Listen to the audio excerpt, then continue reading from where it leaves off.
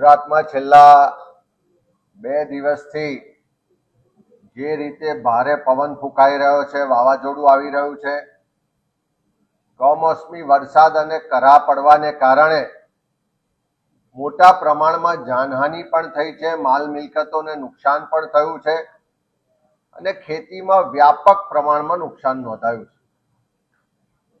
ઘણા દિવસોથી આગોતરી આગાહી હતી કે વરસાદ પડશે, પૂરજોશથી પવન ફૂંકાશે, વાવાઝોડું આવશે. સરકારે ખાલી હવામાન વિભાગ દ્વારા આગાહી કરીને સંતોષ માન્યો, પણ જે સરકારી તંત્ર દ્વારા આગોતરી તૈયારી થવી જોઈએ, લોકોને સાવચેત કરવા જોઈએ અને પૂરતી જાગૃતિ માટેના ને જાનહાનિ ના થાય એવા પ્રયત્ન કરવા જોઈએ. પણ દુઃખ સાથે કહેવું પડે કે સરકારે કોઈ આગોતરી તૈયારીઓ કે લોકોને સાવચેત ના કર્યા.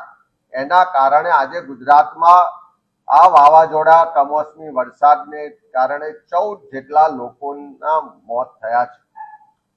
લગભગ 4 મહિલાઓ અને 10 જેટલા પુરુષોના આમાં નિર્દોષ રીતે મોત થયા.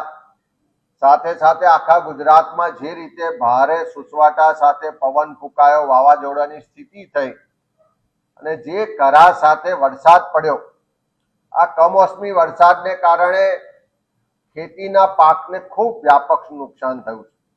જે ઉનાળુ પાક છે, બાજરી છે, જુવાર છે, મકાઈ છે, મગ છે કે અન્ય જે ઉનાળુ પાકો ખેતરમાં તૈયાર હતા, એને પણ વ્યાપક નુકસાન થયું છે. અનેક વિસ્તારોમાં એપીએમસીમાં જે ખેડૂતો પોતાનો તૈયાર માલ વેચવા માટે આવ્યા અને ત્યાં જે ઢગલા કર્યા હતા, ત્યાં પણ વરસાદને કારણે તૈયાર પાક પણ પલળી ગયો અને ખૂબ મોટું નુકસાન થયું છે.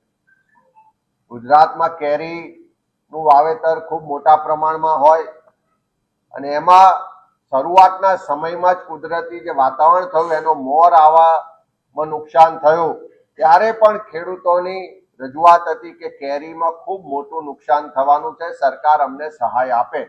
પણ ત્યારેય સરકારે કોઈ સહાય ના આપીને આજે વાવાઝોડું ને કમોસમી વરસાદ આવ્યો, એનાથી કેટલાય વિસ્તારોમાં કેરીઓ તૈયાર જે કેરીઓ હતી તૂટી ગઈ અને મોટા પ્રમાણમાં બાગાયતી પાકોને પણ નુકસાન થયું છે. જામફળ અને અન્ય પાકોના પણ જે ફૂલ બેસવાનો સમય હતો, એમાં પણ ખેડૂતોને નુકસાન થયું.